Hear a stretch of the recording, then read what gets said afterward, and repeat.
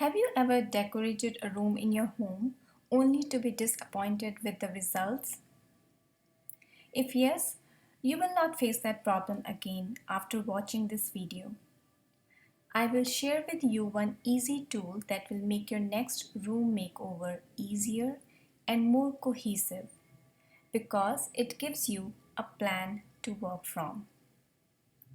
Hi, this is Neetu from Ashiana, and in this video I will share with you a technique called the vision board.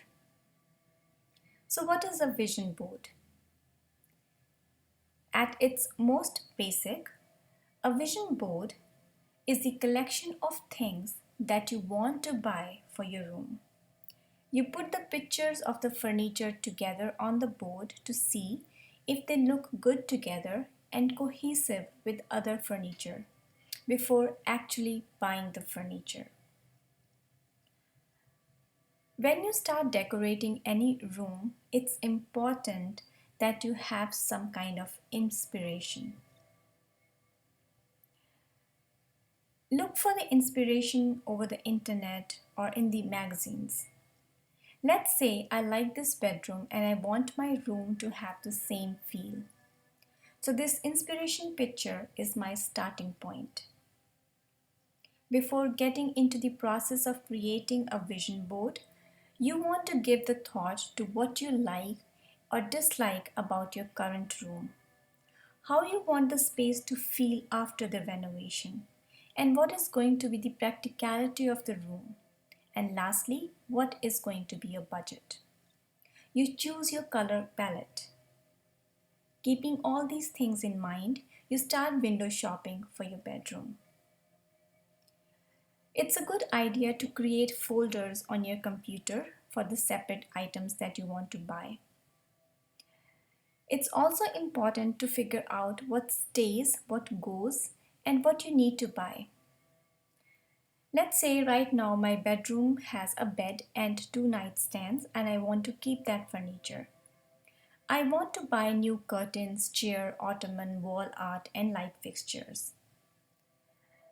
So you start collecting those things on your computer, and when you create the vision board, you start bringing in the items from your folders onto the vision board. You can create the vision board physically or digitally. Digitally, it can be created on Pinterest or Canva.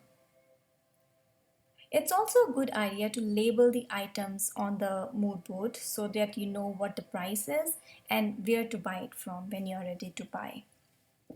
When you create a mood board, it helps you visualize the end result.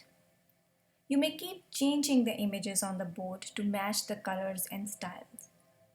Once the mood board starts getting filled up, you get the idea which things are looking good together and which are not. The goal is to establish clear direction on the project before actually beginning to buy the stuff for the room. You put your ideas together in one place, then take a step back and see what works well together and what doesn't. And it helps avoid potentially costly mistakes down the road. You may be putting more on the board than you actually need for the space. Odds are that you no longer like some of the images as much as you thought you did on the first place. So elimination is important. Start eliminating the pieces that don't match the color scheme or style. In the end, you will be left with your final choices.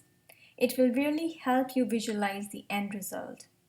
Now you can go ahead and do the actual shopping. So you get the idea. Hope you will use this technique to tackle your next room decoration project.